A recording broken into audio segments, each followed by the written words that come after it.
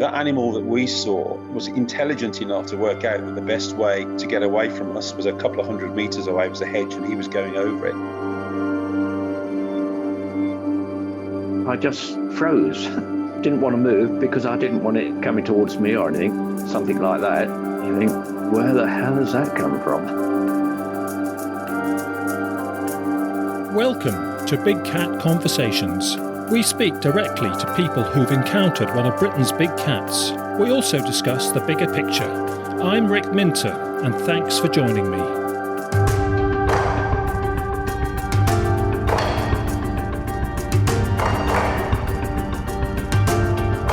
Welcome to episode 96 of Big Cat Conversations. We're coming to you in May 2023 if you're listening on schedule. For this episode, we are speaking with a retired gamekeeper about his experiences with big cats during his time as a gamekeeper, keeping land for clients in Herefordshire. And just to get your bearings, Herefordshire is in what you might call the southwest Midlands of England, next door to Wales. So our guest is George, and he is still based in Herefordshire these days in his retirement. So George, hello, thanks for coming on the show and welcome. Hi there, Rick, and thanks for having me. Pleasure, George, and I know you came to a talk I did about 6 weeks ago in Herefordshire. It was great to meet you there, and we were with a group of mammal experts, zoology experts in Herefordshire, one or two podcast guests and listeners came along as well, and we chatted about your experiences there, and we thought, why not come on the show, and you agreed to it, so here we are now, really good of you, and I don't know how you first got to hear of big cats, George.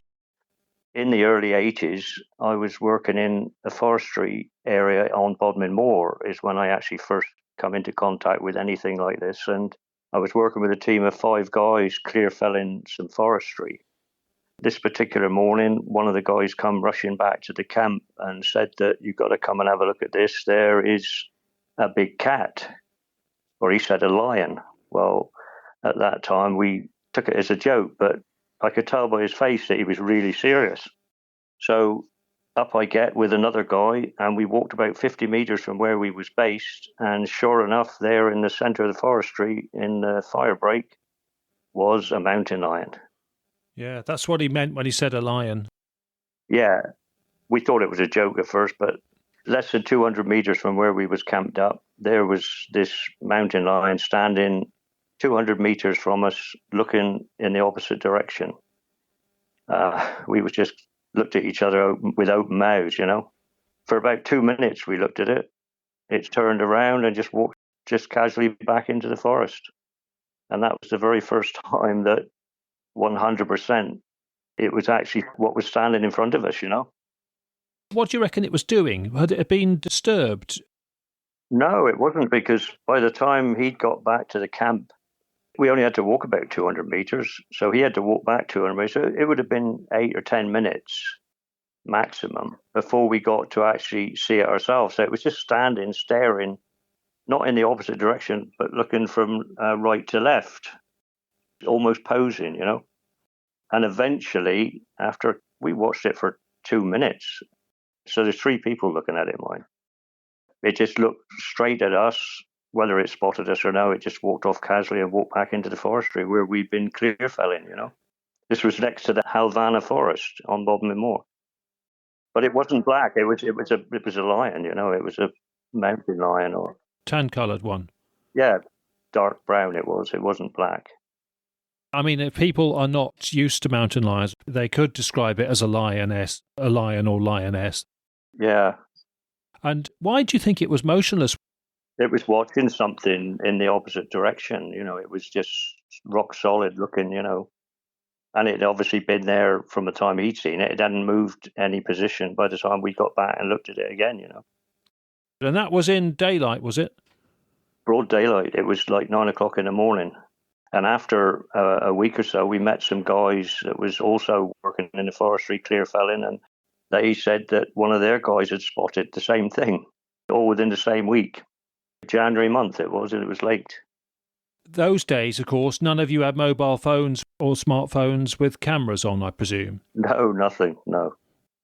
And to be honest, to this day, the other guys that was in the camp, they still don't believe us, you know. Yeah, even though there were 3 of you. It was so close. That was the thing, 200 metres, it was nothing, we could see it clear. It wasn't anything covering it or anything. It just stood there in the clear fell that we'd cut. Had you had mobile phone cameras, you'd have had time. You'd have got a half-decent photo, would you? Yeah, for sure. You could have taken a picture of it. Since then, through your career, you've heard a fair few stories. Could we hear one or two of the ones that stand out about other people's reports? One particular person, he was a keeper. He told me that him and it was his nephew, was lamping one night, and they actually spotted something in the tree. They see the two eyes, which sometimes could be an owl, but they drove closer and closer and wasn't sure what it was. And that was in the Worcester area. And they got within about 50 metres of the tree with the lamp, and out jumps the black cat down onto the ground and right across the field in front of them. No mistaking of what it was. And also the guy is pretty reputable as well, that's seen them. How high in the tree was that, do you know? Not that high, about 15, 18 feet. They don't know why it was up there, but they came into the field and they just turned the lamp on and could see the eyes in the tree clear, very clear, So they drove towards it, thinking, they was looking up, they knew it was in a tree, but they didn't know what it was till it jumped out of the tree, You had one that you went to visit where there was a carcass in a tree, is that right? That's right. That was in the same area and the same landowner. That was probably 4 or 5 years later. Myself and another keeper was driving up into the wood, and we just found it was snow on the ground, and we found some tracks as we went into the forestry. And not only was it tracks, so we found a bit of a blood trail. So we followed them, and it led to where the pheasant pen was. Whatever it was at the time jumped up in over the pheasant pen, which was 4 or 5 feet tall, and onto a wooden hut. And on top of the wooden hut, we found a half of a muntjac carcass. Axe was not dog-like at all. They was twice the size, The tracks, the prints. We actually put a camera up. The landowner gave us a camera. We put a camera up. It was the second day we went back to the same spot. And the carcass was 18, 20 foot up into an ash tree, in the fork of an ash tree. Was it consumed anymore? Yeah, it was all was left in the tree was the dangling back legs and part of the rib cage and the skin, Did any of you take a photo of it when it was in the tree? Yeah, we did. We did. Several people come to look at it. It was no way anybody could have put it there, It was definitely a cat. In that area, several people had said that they'd seen it right out in a 5-10 mile radius from there, That was a black panther one that was reported at the time, is that right? I don't know if I did give it to you, but we got a picture that the camera took. It's not a very good picture at all. I don't know if I did give you that picture, did I? No, I haven't seen that, no. Right, okay, well, I've definitely got it anyway, and you're welcome to it. There's a bit of frost and snow on the ground, and the cat is just set back off of a track. It'd be 35 metres probably from the camera, but you can distinctly see the shape of it and the form of it. So if you want that. Yeah, if we could, George, that would be great. So that was the trail camera left near the tree, was it? That's right. And that's almost from where the other keeper seen the cat jump out of the tree. It's less than 4 miles away from where we took the picture from, and seen the carcass. Is that the one, George, you were telling me that there was a tree where you think that to get up it, the cat went onto a roof to then ascend the tree? That's right. That's where the carcass of the muntjac was, yes. Okay. How high up the tree was the carcass lodged? 20 foot, possibly, something like that. Yeah, so just above the roof height. A fair bit above the roof height. Yeah, it jumped. It would have to jump 5 or 10 foot from the old shed to get to the tree. And no branches. There wasn't any branches. It was a young ash tree, so even what was left of the carcass would have been 15, 10 pound perhaps in weight. Bones and, so let's just give you some idea of what was left of it, Muntjac isn't that big to take up a tree, is it? You get reports from the native countries where a female won't always take a carcass up a tree, even if there are scavengers. And I mean, obviously they're very strong and powerful, but it's not automatic that they would do that, because they've got to judge whether the energy consumption is worth it, I suppose. Any other sightings and reports that before we go on to your main one, George, that you've heard of? It's just people in different counties, really, over the years that I know personally that have mentioned it. And again, people have not got photographs of it, but it's what they see mainly when they're lamping. There was, about 10 years ago, a guy spoke to me and said that he'd seen one in broad daylight.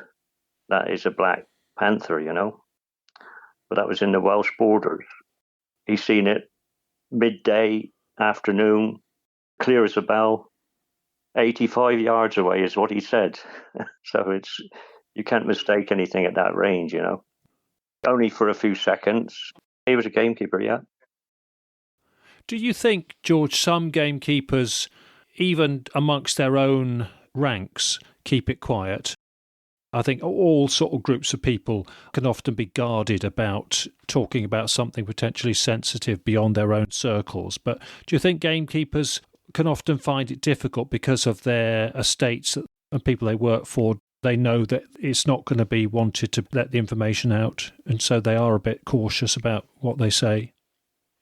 I just think it's the fact that people wouldn't probably believe them, As keepers go, it's quite shop talk, if you know what I mean. It's a small circle gamekeeping, and you soon know what's going on in different areas, even different counties, Word travels fast if anybody see anything like that. So landowners are the same. Landowners, I think, if they keep it to themselves, it's the main thing. They don't want 1,000 people coming there looking for a cat, That's my opinion. I think, it's mainly kept quiet. If you said, oh, somebody's seen a black cat, but I found that people talking about it, it's more common than you think, where people are actually saying, I think I've seen this, or I've seen this. And I know if someone that I know said they see it, they've definitely seen it, and it's after what I've seen myself. And also farmers that have had problems with sheep and livestock, and they're out all the time. Keepers are out all the time. And I think that's why majority of people are seeing them, is because the hours that they're covering in the land, But also, George, I mean, I don't know whether you found this amongst some other keepers but rural shows, when I speak to gamekeepers, and I have to say, it's always useful to hear from them. Some of them are sceptical because they say, well, I'm out all hours and I've never seen anything. And I say to them, well, with respect, that doesn't prove that there are no big cats, because they're so stealthy. There aren't many of them. And it's just really by chance if one had to be in your area. And even in their native countries, people who live close to the land and are out a lot would, in some cases, never or very rarely see something like a black leopard or a mountain lion. So it's not definite that you're going to see one if you're out all hours. That is the difficulty. But I can still understand the scepticism. Do you meet sceptics amongst your fellow landowners as well, if they've not come across one? No, not really. It's the opposite. If someone say that they've seen one, and they'll say, what do you think? And I'll sometimes I've told them what I've seen. It's more like town people will say, oh, it's a load of rubbish, Most of the people I spoke to are the farmers, many farmers over the years, who say, well, I think I've seen that one night, it could have been, it could have been, and they're pretty elusive, I think. It's like if you ask anybody, have you ever seen a bittern? Yeah, a bird like a heron. Yeah, or anything which is not so much rare. I wouldn't say they're rare, but anything which is not seen regularly, a white stoat perhaps, or something like that. How many people have seen a white stoat? But there's probably hundreds out there. Sure. You've got to be out in the countryside a lot to have a chance, and even then you still might not see one, just because it's just a coincidence when you do. That's right, yeah. Have yourself or any colleagues seen any other unusual animals that might be dumped, or that are sort of a one-off exotic animal? Does that happen much to gamekeepers? Do they get weird reports of something unusual? Yeah, I do hear certain things. Like in the early 80s, there was a guy, he was in the Herefordshire area, and he actually shot a lynx. It's quite well known that he did shoot it. That would be like 25 miles from where I was based. He shot the lynx, and many, many people seen it. What, saw the carcass, you mean? Yeah, they saw the carcass. I didn't really know him that well, but I did get to meet him, but I didn't get to see, obviously, what he'd done or what he'd shot. But many people that I've met actually seen the carcass, so it wasn't a wind-up. He shot it, and it was in perfect condition, apparently, too. There was a guy in that area that used to keep a puma in the 70s, and he used to walk through the local town with it as a pet. That was common knowledge, Again, that's Herefordshire, is it? That's Herefordshire, yeah. Yeah, see, I didn't know that. It just shows you. Yeah, not on the grapevine enough. The guy's name was Miles Baddeley.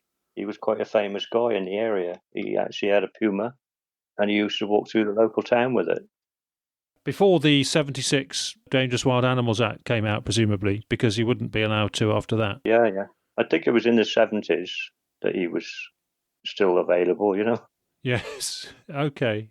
Before we get on to your encounters, can we just talk about pheasants? Obviously, gamekeepers in many situations are managing pheasants for shooting for their estates and farms that they work for. To what extent do you think these cats prey on pheasants and would find them a real target and a real draw? I've never really found any evidence at all that the cats was causing a problem. Not that kind of cat. Obviously, feral cats, you seem to get a problem with them, especially when the birds are young. But cats, to me, I didn't really have a problem with them, Okay, but a black leopard, something like a black leopard and a mountain lion and a lynx, they would all, if they saw pheasants, they would be drawn to stalk them, wouldn't they? For sure. It's an easy meal, isn't it? But I've never seen any that I could say was evidence that they was preying on them, because they were so easy a pickings, Yeah, I have to say I have. At rural shows, I have had gamekeepers report them. Don't know whether I've mentioned this on the podcast. Apologies if I have to listeners who can remember all the episodes. But I had one situation at the Herefordshire Fair. Herefordshire Fair is a great event. It's a rural show, and it's one of the less corporate ones. You get a nice mix of people. And at one stage, we had two different gamekeepers in the tent just chatting about their experiences with big cats. One of them came in, first of all, because he'd seen this model, this life-size model of a mountain lion I've got that I think you saw at the talk that I gave. And he walks in and he says, I've seen one of those. He said, it was a little bit smaller than that. And then he started talking about it. And 2 minutes later, this other guy walks in, totally coincidentally. He's also a gamekeeper. And he doesn't know this guy talking to me is a gamekeeper. And he says, I've seen one just like that, same colour, even though most of them reported round me are black. And he said, the one I saw was a little bit bigger than that. So I introduced them to each other and they had a good 10 minutes swapping notes. One was from Warwickshire and one was from Herefordshire. And one of them, can't remember which one, he said the one he saw was he'd lost the keys to his Land Rover on a day when he was managing a shoot. So he got back to the Land Rover late in the evening when he found his keys, and it was pointing along a forest ride, and he turned the ignition on, turned the lights on, and it illuminated a puma, a mountain lion, which was snaffling some of the remaining pheasants that the dogs hadn't picked up, which you could just imagine would be a totally credible situation that a cat would do that. Yeah, that's right. Yeah, for sure. I imagine in the winter months and on days when there's shoots, the cats would lie low. The noise and disturbance would make them scurry away and keep out of sight and keep away. But once it all goes quiet, obviously they've got the place to themselves. So, and of course they have got very good hearing, so the noise would just keep them away for the day at least, wouldn't it? Yeah, for sure. On a shoot day, they would be gone, the same as foxes, deer, or anything else when the shoot is in process. The activity would certainly keep them out of the way. But it's such a vast area outside of other places that they can roam, isn't it? Yes, it may be that some of them just avoid the estates on the shooting days, and others, find the whole area is noisy through the winter months, so just avoid those areas and come back when it's quieter. Okay, well, could we get on to your main event? Because the issue was sheep impacts, wasn't it? Could you take us through what was happening then? Yeah, I mean, basically it was a neighbouring farmer where I was a keeper, and on this particular occasion he contacted me and said that he'd had 2 lambs killed probably 2 miles from where I was based. And could I come and have a look to see what I think? I didn't really know the farmer at the time that well. Anyway, we met up. They was quite big lambs. It would have been just before Christmas, probably. And when I looked at them, there wasn't a mark on them. 2 different places, but like 100 yards apart, and I couldn't see any marks on the lambs at all, So we agreed that I would come back that night and with the lamp and have a look around and see what we could see. The first night that we went back, we didn't see anything. Neither one of the lambs was touched, eaten, moved, or anything. So we didn't really come to any conclusion at the time. And it was about 3 weeks later, I got a phone call from him again to say that he's had another lamb killed and it's blood all over it. Can I come and have a look? So over I went and had a look. And sure enough, I could see that the sheep had been killed by the throat, There wasn't any marks on the other side of it until I actually skinned it and opened it up. And you could see that it got claw marks on the back end and it had been suffocated. The windpipe had been crushed. And I'm pretty sure that's what had killed it. It was completely suffocated and crushed windpipe, This was killed early hours of the morning. So we left the carcass again 24 hours until we come back that night. And again, we didn't see anything. This is the second time that we'd gone to check. On the third night, we went to check the carcass. And lo and behold, when we turned the lamp on, there was the cat, the big cat, right next to the carcass, about 150 meters from us. And I had instructions from the farmer and I shot the cat. Basically, that was it.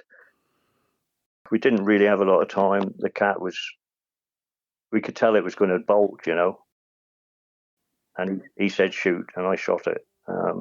It probably 150 meters, 150 yards when I shot it. And it wasn't until we drove up to the carcass that we really realised how big the animal was, This was the first one that I'd shot. It was 5 foot long with his tail. Perfect condition. It just overpowered the size of the sheep. That's when it came to panic mode. What do we do? Basically, we said that the best thing to do is keep it quiet, don't say anything. We took the sheep carcass back to the farm, took the cat back to the farm. We had plenty of time to look over it, and we decided he would get rid of it.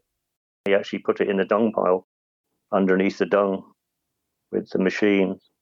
And that's where it stayed for the first 2 or 3 days. And then it was incinerated, It was crouching eating, was it? So you got a safe shot and killed it in one dispatch, did you? Yeah, it was safe to shoot, but it wasn't actually looking over the sheep. It was looking at us as soon as we drove into the field. We turned the light on and it just stood up. It didn't eat much of it at all. It was in the process of ripping the back end open, Because it'd been there for 24 hours, the sheep had. Do you think it was thinking about leaving the scene because it was worried about being disturbed and knew that you guys were approaching? Yeah, it was only a matter of seconds when we actually turned the light on that you could tell the cat was going to go. It wasn't any what it was, or it was quite easy to just distinguish what it was. It was clear. We had a white light and at 150 yards, you could tell what it was straight away, and 100% you could see what it was, So can you give us a description of the cat when you found it? Its colour and the length of its tail and leg thickness, condition, that sort of thing? It was in good condition. I mean, it was from nose to tail, it would have been over 5 foot long. 50 pound in weight, perhaps, maybe heavier. We didn't weigh it or do anything particular, but it was in perfect condition. It was a female. Yeah, I was going to say, that doesn't sound that big, but it's big enough. So it could have taken a deer down easily then? Easily, yeah. It was big enough. And the colour and the markings, anything strike you? It was completely black, but, when you shine the torch on it, you could see like undercover marks on it, spots, very faint spots on it. We didn't really spend a lot of time studying it. the farmer at the time, he didn't want anything to be mentioned about it, That was the agreement. It lined up with a black leopard description from what you're saying, did it, do you think? 100%, yeah. That's what it was. There wasn't any doubts about it. And that was in 2018 when that was shot. What about the tail? How could you describe the tail? The tail was, I don't know, it was over 3 foot long. Very strong. It looked thick, but it wasn't thick when you actually grabbed it old, But it was over 3 foot long. The whole animal was over 5 foot long in length from nose to tail, The tail was about the same length as the body, was it, do you think? Yeah, almost identical, same length. You could almost touch the head of the cat with the tail, That's how long it was. Looking at the carcass of it, would you have said it was fit and healthy and muscular and in good nick, as it were, living in the wild, a comfortable existence living in the wild? Yeah, the first one I shot, this big cat was in perfect condition. It was shiny, smooth coated. Yeah, it was in good condition, 100%. And had there been other bits of gossip and reports about big cats around, about black panthers around, or was this a bit of a surprise? We never mentioned this first cat. No one ever mentioned it. Other farmers had mentioned it without us even saying anything. And this was after the event. It wasn't before, it was after that they think they've seen this and they've seen that. And it was after the cat had been shot. But several people, I know another keeper that said that they thought they'd seen one. Possibly, they didn't guarantee it, but they thought they'd seen it within 10-mile radius from where we was. And other people talking about it as well, It was talked about in the area. Did everybody talk about sheep kills or just sightings? There was quite a few different people that had sheep killings. Basically, they put it down to dogs, people lamping or disturbance. They didn't really coincide it with the cat side of it, other than one other farmer that he had one lamb. That again was in a close area to where we was, within 5 miles. On 2 occasions, he'd had big lambs that had been ripped open, from the other end and cleaned out inside, and he said it's no way a dog would do it or a fox would do it. That sort of conversation, In most cases, experienced farmers and gamekeepers who see dog impacts and fox scavenging on a naturally died ewe, they're going to be able to tell the difference of a filleted out, fresh, clinical prey item that's likely cat. They are, but I mean, even if it was something else, would surely come to the carcass and chew on it or whatever after anyway, foxes, crows, you name it, there's always something out there that's going to come and have a nibble on it as well, Yeah. What happened next? Tell us what happened next. It was nearly 12 months later that I got a phone call from a different farmer to say that he's having trouble with his lambs being killed and disturbed, Any chance I could have a look, which I did again. I mean, it was in the area. I was the local gamekeeper. That's basically what we did. If anybody had a problem fox-wise, we was more than glad to go and try and sort it, And I went to the farm, looked at the lamb that was killed, and automatically I'm thinking, oh, here we go again. The sheep had been opened up from under its back leg, almost cleaned out from inside, half a leg eaten. And that time of the year, it would have to have been 4 or 5 foxes eating it to do that, And I said, I think I know what you've got a problem with. And he'd already said, yeah, I think it's a big cat, don't you? And I said, that's what I thought. But he hadn't seen anything, George, is that right? No, he hadn't seen anything, but he'd lost 8 sheep, 8 big lambs, They would have been spring lambs. And it was coming up, I think it was January month. And he'd lost probably 6 or 8 over a period of 2 months with the same thing. And it was the last one that I looked at that I think he said he's going to have to do something about it, And I got an open invitation to come there whenever I wanted, I lamped the place probably 10 times and not seen anything until I got a phone call from him one night to say that he's got another sheep that's been killed. Can I come over and have a look? We went out that night and We waited and waited probably 2 hours over the carcass. And sure enough, that's what came back, the cat. And that's the one that you got a photograph of. But I shot it. I was reluctant to shoot it. I was. It was a fair range when I shot it, but I did look at it through the binoculars before I shot it. And the farmer said, if you can, shoot it. And I shot it. And that was the second cat with the photograph that you got, which was 100% sure it was probably less than half a size. It would probably been 20 pound in weight, 25 pound in weight. But without a doubt, that's what it was. It was, I don't know if it was related to the one that we'd shot 12 months earlier, whatever, which the first one I shot was in 2018, February, and the second one I shot was 2019, January. So it was almost 12 months difference between the two. But this cat was not in good condition at all.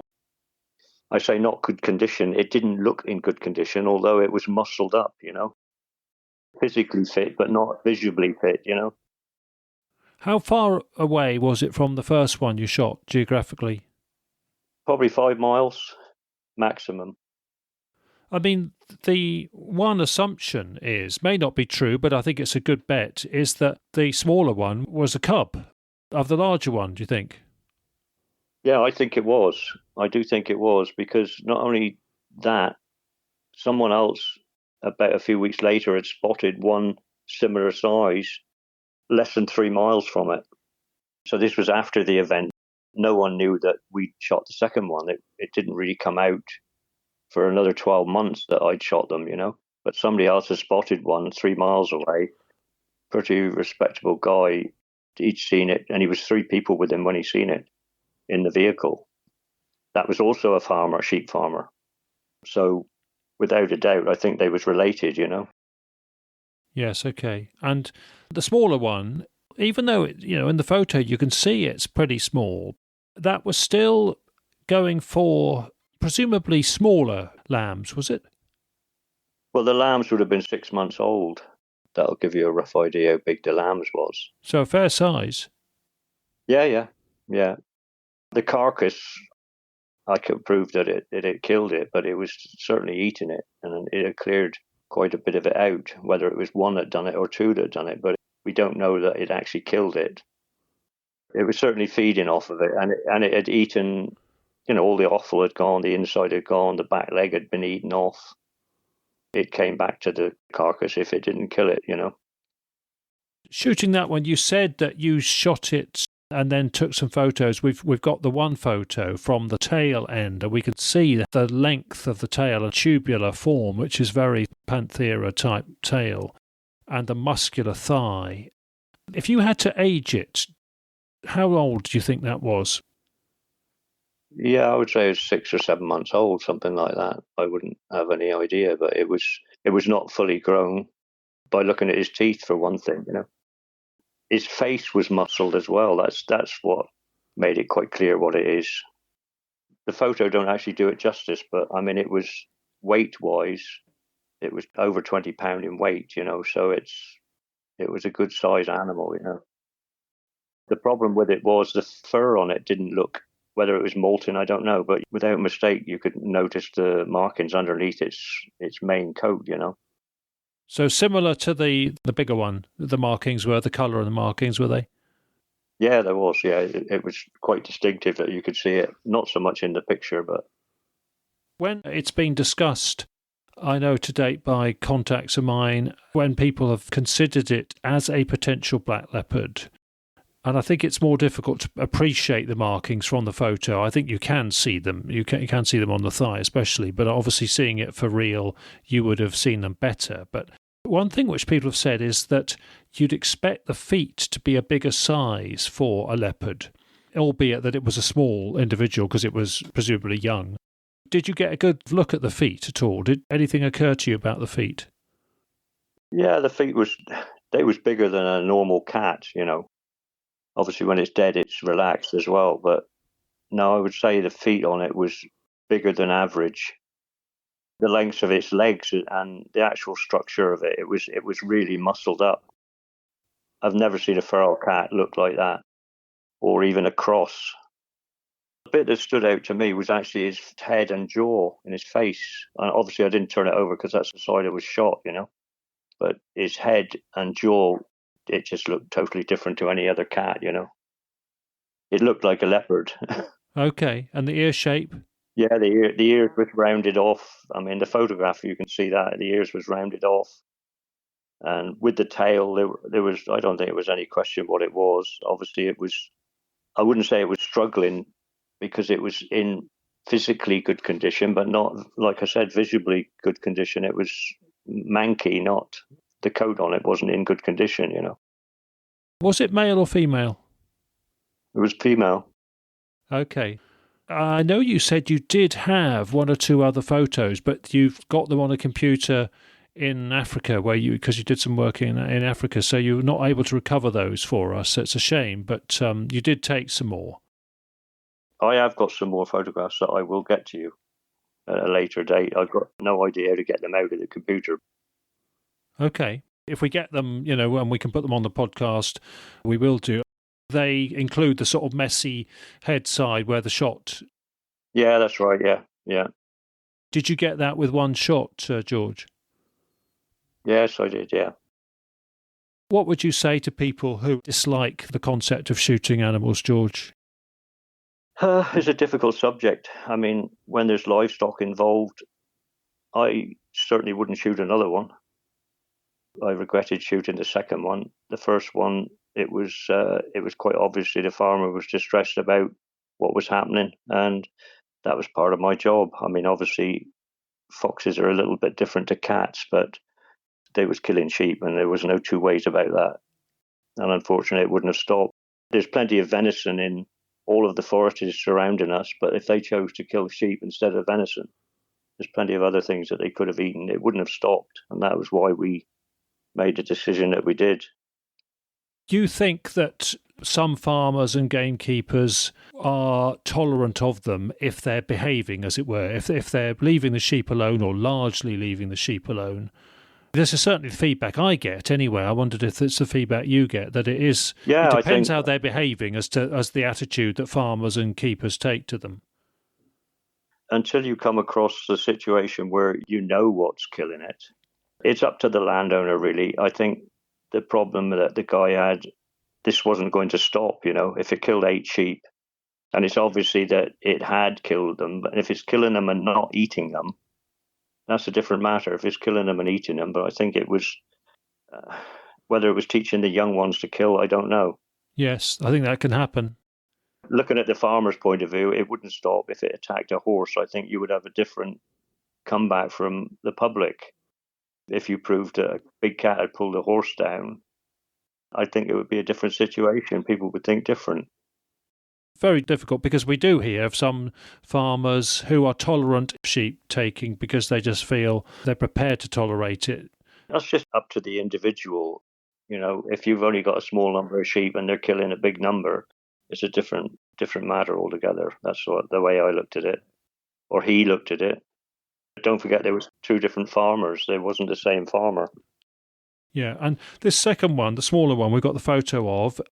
Am I right in thinking that farmer wanted it immediately put on a pyre, so burnt and incinerated again?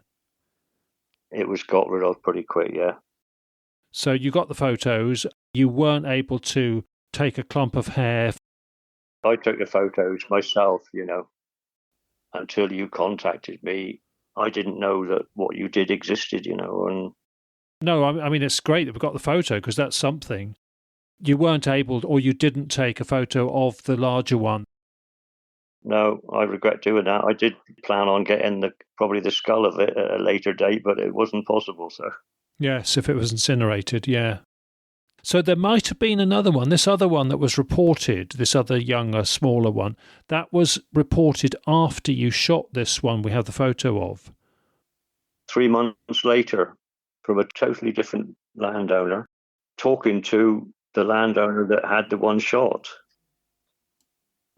It was in August 2020. I was actually with my wife, and she spotted it in the beginning. The big black cat came across the middle of a field, someone else's land, adjacent to ours. And we watched it for probably 5 to 10 minutes, probably 400 meters, 500 meters. Walked past the concrete water trough, and it just walked up to the trough, took a drink, and slowly walked off into the next field out of sight. But 100%, even to the size of the water trough, that was a very, very big cat, bigger than the one that had been shot. And that was almost 2 miles from where the cat was shot. I would say this was a male, black. How did you both feel about that?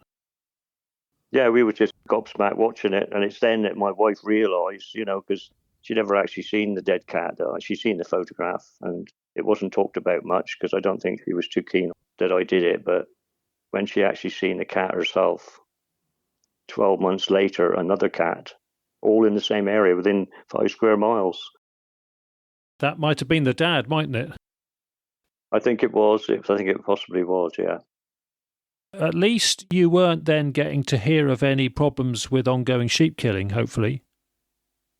That was a year after I'd shot the second one, but I haven't heard much activity since then, really. Of course, obviously, I've retired as a gamekeeper now, and I'm not in contact with so many people. But I mean, I think it may mean something that you weren't getting feedback of ongoing sheep killing. So if there were any big cats around, they were hopefully behaving themselves better after that. I don't know. I think the big cat that I shot, and it's got young ones, was probably teaching them to hunt, possibly. Yeah, well, that does happen. That's a plausible explanation. May not be the case, but it is certainly an option, yeah. Especially if they're dispatched by a sort of large carnivore predator method and then they're not eaten, then it is very likely, I think, that it's a cat. Because a dog, very different, as you know.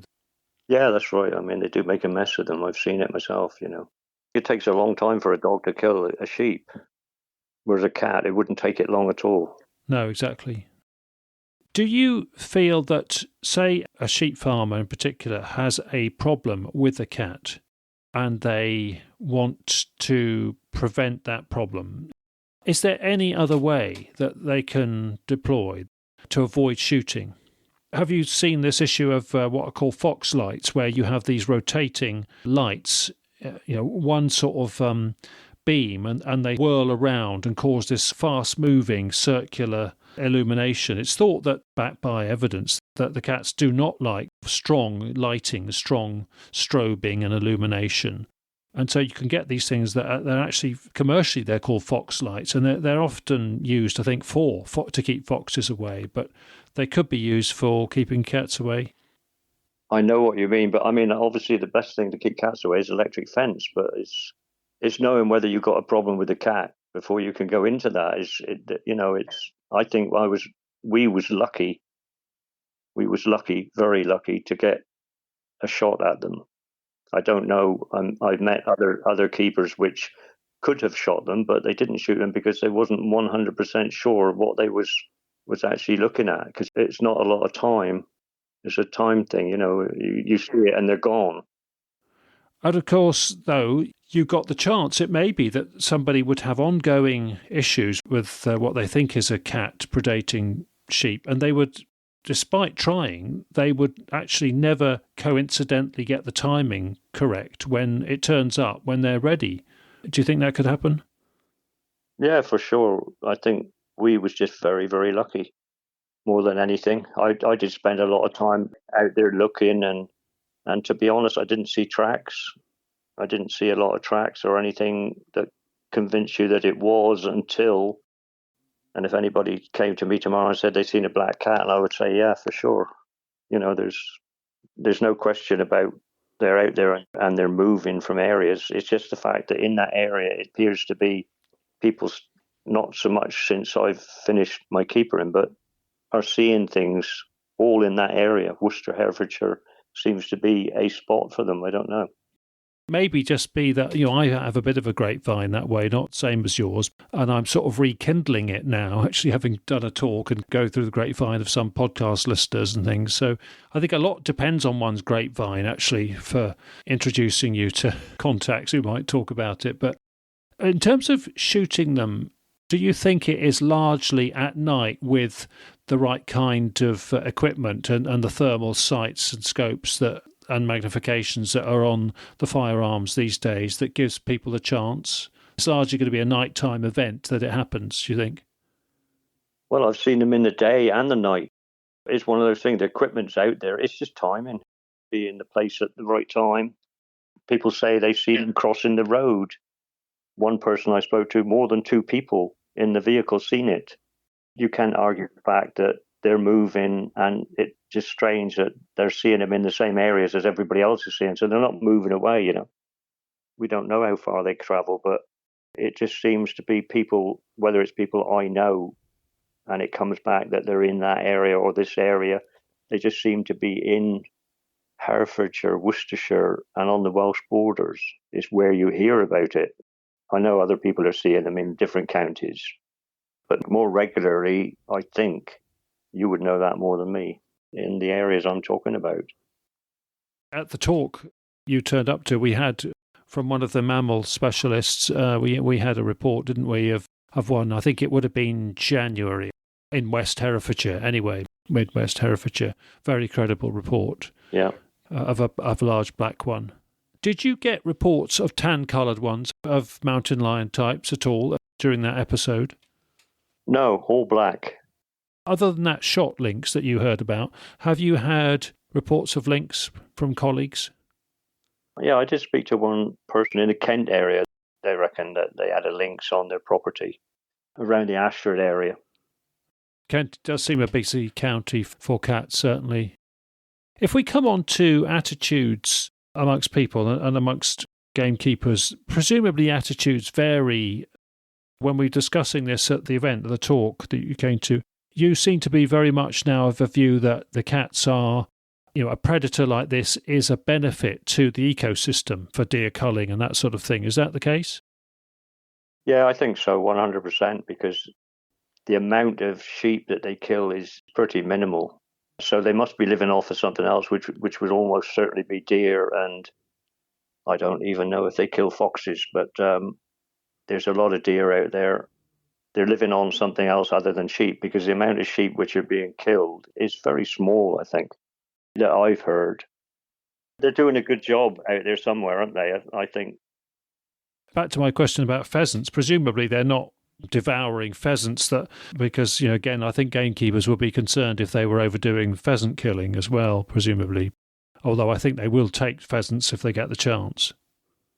No, I've never had any experience, not that I could pinpoint that it was big cats killing any pheasant. Obviously, if they was roaming around a pheasant pen at night, you would certainly know that they've been about.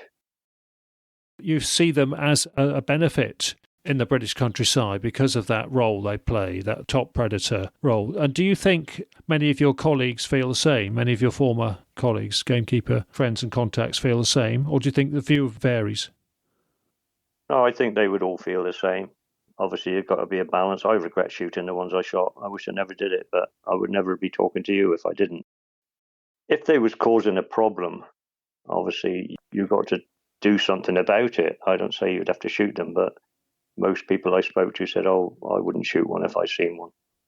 So that's the sort of attitude that come back, No, I don't think there's any mad trophy hunters out there, if you get my meaning. It's becoming more common that people are seeing them, less common that they're shooting with them. I couldn't tell you that I would know someone that shot one. That's interesting that you feel this sort of trophy ego thing is not much of an issue, because some people say, if there were big cats, people would be out to get them, and they'd look to be boasting about it on the front cover of one of the shooting magazines. And I've heard rows in talks because other people have said, well, no, they wouldn't, because they'd get in trouble if they did that. They'd risk kickback from aunties and other people who are against shooting, and they would also risk police investigation about firearms certificates and licenses and that sort of thing. So, I mean, most people who did shoot one would pretty much keep quiet about it, wouldn't they, as would the landowner? I think so, yeah. There wouldn't be much said about it. I don't think there's a lot of people who get the wrong idea with, like, pest control or whatever. But you've got to have a balance somewhere along the line with most vermin, As for big cats, it's a small amount of cats out there, I would think. And I don't think everybody's going gunning for cats. I think the man that takes the photograph is probably the hero of them at the moment, you know. If you can get the photography in, not just for themselves, a good photograph or good footage of a black panther in the UK is worth $1 million, isn't it? But of course, you can understand landowners and farmers and property owners not wanting to release that either, because, again, that could have consequences. So you might be wary about releasing that sort of stuff as well. If someone took a photograph of it, how many people are going to go out looking for a black panther? There's probably a chance in $1 million that you get a good photograph of it, but it will happen for sure. It's a wonder somebody's not knocked one over on the road. I think that's happened, but they've told the police and the police haven't told anybody else. No, I know. It's in the beginning when I shot them first, I didn't really want to mention it. I didn't want to talk about it. That was the agreement with the farmer. I did what I did, but I think the more people that talk about it now, it's better for the cats, better for everybody, really. I did show a few bits of footage at the talk. Did you think they were half decent? Fantastic, without any question. You know, I mean, it's knowing what I know and looking at your footage. There's no question about some of those pictures that you showed and the videos, yeah. And of course, they're not released. No, that's right. Until you see it, it's the same old thing. It's whoever thought that I would shoot a black cat or see one. But the people that are seeing them, I mean, the ones that have seen them, 100% they know what they've seen. Sometimes you can make a mistake, we thought it was or whatever, but I mean, some of the footage that you showed us and people that I've spoken to, good, honest people, I know if they've seen it, you know. And the farmer that I was with when I shot the first cat, he's never really spoke about it again. I've spoken to him many times. Never spoke about it. Yeah, because it's awkward. I think he regrets it, but there we go. Both of these farmers, if another black panther turned up on their land now, do you think they would wait and see to see if it was killing sheep? Or do you think they would automatically think, oh, we had one before, you can't trust them, it's got to be done away with? Or do you think they would wait and see before they took a view on it? I think 100% they'd wait and see if you'd have to have visual evidence or photography evidence that it was killing them, you know. So they're not anti-big cats? No, not anti-fox, not anti-foxes, not anti-anything. It's the way it is if they're causing severe damage. I mean, somebody's livelihood. There isn't a law to say you can't shoot a cat, is there? They said it's not going to be on your firearms certificate. There isn't actually a law out there to say that you cannot shoot one. No, it's a grey area, isn't it? It is a grey area law-wise. And that's basically why it's kept quiet, what people are seeing and what people are doing. I know there's other cats which have been killed in the UK, but I know that, you know that. Well, we showed a photo of a stuff-mounted one, didn't we, at the talk? Yeah, that's right, yeah. Even people who are very much against shooting them will be interested to hear you say that on reflection you regret it. Yeah, I do regret it, 100%. I would like to think I could go out and see it again, you know. It's not changed my mind about hunting or that aspects of it. Don't get me wrong, I'm 100% back in what I did for the most of my life. You know, I wouldn't turn around because I shot a cat and say that I don't like hunting anymore. That's not true. Obviously, I'm always seeking situations, landowners and property owners, where I could potentially follow up and investigate, track and sign, and potentially put trail cameras up especially. And one of the locations that is potentially coming my way on the Gloucestershire-Wiltshire border have been black panthers especially seen on this land. That's why, it's been requested that I could use it for trail cameras. This landowner is very, very strong on hunting, shooting and fishing in particular. But I have strict conditions, if I'm going to go ahead with this, of never giving away the location, which I wouldn't anyway. And in particular, never revealing and putting at risk the cat, because that landowner is very, very protective of them. Lifelong hunter, but he's very, very protective. I can understand that. Do you think that is because landowners see them as playing an important role as a top predator in the ecosystem, or just because they're sort of charismatic animals and they've got this mystique of a very appealing, interesting, large animal? Or is it a bit of both, do you think? I think it's both. I would agree it's both. It's a shame that all of the big forestry areas and whatnot, that likes of yourself couldn't, whether it was licensed or whatever, could go about and do what you wanted to do, really. More or less to prove the point. They're out there and they're not going to go away, are they? Even if landowners kept a record of possible kills of sheep or stock, why not? To build up some kind of picture of where they are and what they're doing, and letting people see the carcasses, and even if you could get DNA tests off them or whatever. Now I've spoke to you, I look at it probably in a different light, I would say. And also if they find deer carcasses on their land, but also be nice to get a system of compensation for those who need it. I mean, many landowners who just get the odd few sheep kills amongst a bigger number of stock that they own would probably not need the compensation. But as you said earlier, people who've got small numbers, so that's a higher proportion that are taken, there is an impact on their livelihood. And for those people, it would be good to get a compensation system. Yeah, that's what I meant when I said that if people reported kills and carcasses, I'm sure the first guy that I shot the cat with, if he thought he was going to get compensation for the ones that was killed, I probably wouldn't have shot it. It would have been a different way of looking at it. And as for the fact that I've never really had any problems with pheasants, the pheasant side of it from cats, not that I knew of. I mean, sure, some pheasant shooting is big business and a lot of money. If you've got a cat which is killing hundreds of your pheasants, on a big shoot, you wouldn't notice it. But on a small shoot, they could devastate the shoot if that was happening. But I've never really had any comeback. Feral cats, yes. You do get a lot of problem with feral cats, especially on pheasants, ground birds, all sorts of birds. Well, that's very interesting, George, that you're saying that a compensation system could make people even more tolerant of the cats, because it would take away the worry that the livelihood impact is there. It does even more concentrate the mind that we should look into that more. I know it's very difficult for government departments to want to do that because it's an open-ended commitment and a budget that you don't know the limits of. If it was done in some independent way, that would be a good approach. We'll carry on thinking about that, how that could happen. On the other hand, if a farmer has got a dog which is killing sheep, the dog won't stop killing sheep. That dog is a pest.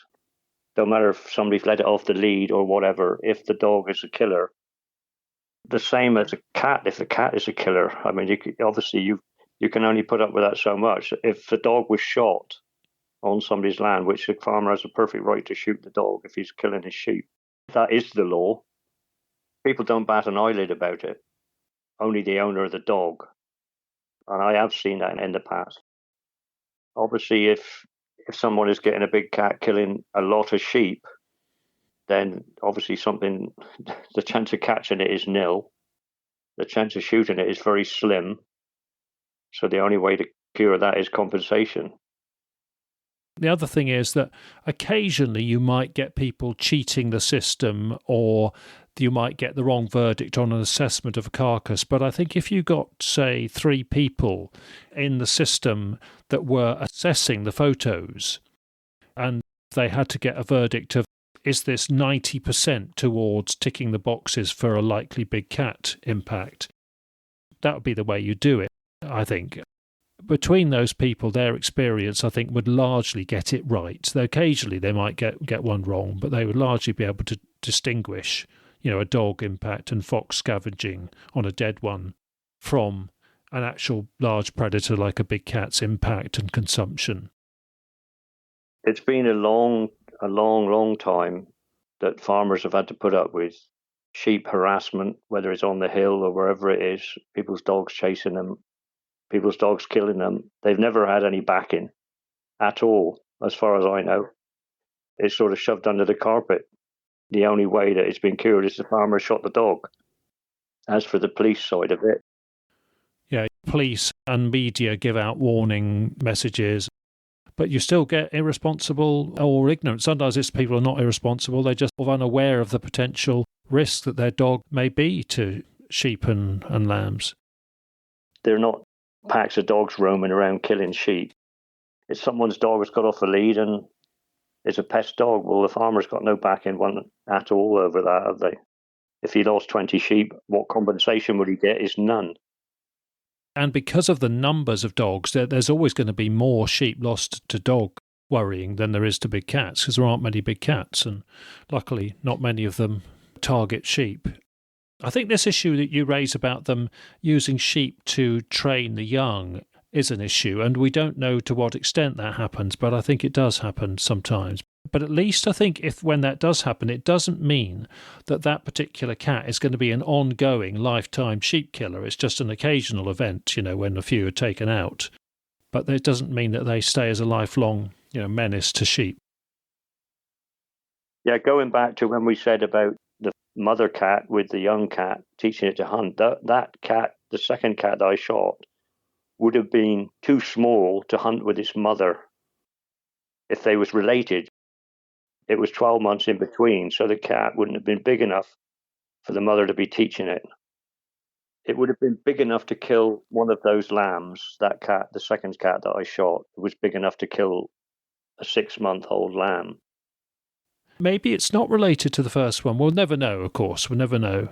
In theory, a much bigger one and a much smaller one, well, there's mother and young, especially if within a few miles difference. But I think that the time difference suggests they weren't related, perhaps. The big cat would have been over 50 pounds in weight, because it would take, when two people throw it in the back of the truck, that was big. The other one was probably 25 pounds, the size of a bag of potatoes. It didn't look very big, but it was solid, If you picked a fox up and picked that cat up, the cat would outweigh the fox. With that information and with the photo, I will get a verdict on the age of the smaller one that we got the photo of. George, thank you ever so much for being involved in this and talking through these issues. I'll always obviously consult you where there's a perspective from a gamekeeper and that side of things that would be valuable. Is there anything finally you'd like to say that you don't think we've covered? No, not really. All I know is they're still out there. Yeah.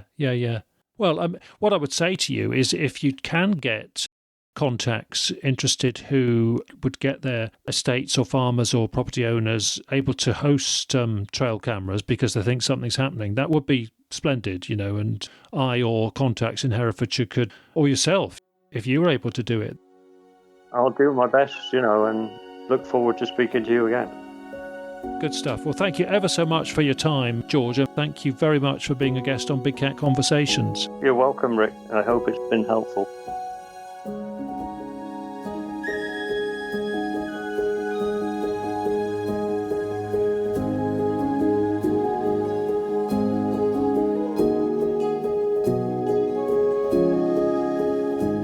OK, the photo of the shot dead cat we discussed with George, well, that has been shown before back with episode 66. And it's on the website again now, on the Refs and Links page of Big Cat Conversations. Thanks to George for that one, of course. And one possible explanation for the cat is that it was an orphaned or separated cub, resulting in it being older aged than its size would suggest. And if it was a black leopard cub, as George thought, then it does look on the small size for something which would be eating into a large lamb. So, was this a case of a cat with stunted growth due to mineral deficiency? We will never know for sure, but a youngster fending for itself at a younger age than is the norm is a reasonable theory. Righto, big news of course recently because as many of you will know, the main event here in Britain since the last episode is of a leopard DNA result announced from black hair found on a fence line at a Gloucestershire farm when a sheep carcass was being assessed. That was a prime location where sightings of big black cats are regularly reported, and 5 years previously a verified toothpit sample had been recovered from the same farm from a similar sheep carcass incident. And it was a predated sheep which led to the check for hair which triggered the event this time. So, kudos to documentary maker Matt Everett and his team for their work in finding and filming all stages of that DNA recovery process. We've put links for his Panther Britannia documentary, in case you've not seen it, on the Refs and Links page of our website. It was also good to see the measured reaction largely to the result across most of the media reports. And Matt is always careful to do his awareness raising very cautiously to avoid overreaction in the media about big cats being here in Britain.